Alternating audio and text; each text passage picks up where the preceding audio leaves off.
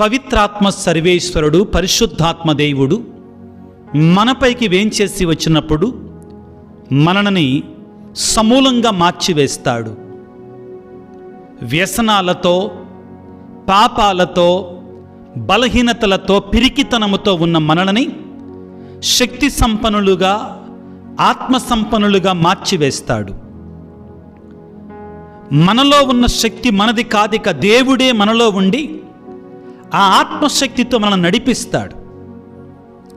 ఏమి ఎరుగనటువంటి, పామరులైనటువంటి, పిరికివారైనటువంటి అపోస్తులను ఏ విధంగా శక్తి సంపన్నులుగా, సువార్తీకులుగా, అపోస్తులు సంఘానికి మూలరాళ్లుగా మార్చివేశారో అదేవిధంగా క్రైస్తవులను కూడా పరిశుద్ధాత్మ దేవుడు సమూలంగా మార్చివేస్తాడు.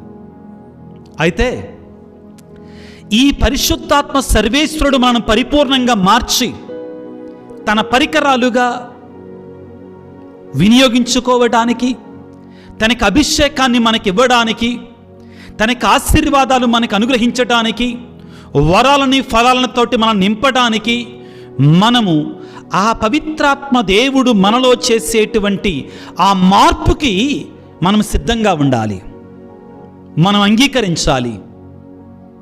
మనలో ఉన్నటువంటి మానవపూరితమైనటువంటి ఈ ఈగో, ఈ నేను అనేటువంటి దీన్ని కోల్పోయి ఆ పరిశుద్ధాత్మను నాలో నివాసం ఉండటానికి మనం అంగీకరించాలి. పౌలు గారు ఇక జీవించున్నది నేను కాదు, నాలో జీవించున్నది క్రీస్తే అన్నారు. చూడండి, ఆ పరిశుద్ధాత్మ దేవుడు మనలో నిర్ణయాలు తీసుకునే అధికారాన్ని పరిశుద్ధాత్మకి ఇవ్వాలి.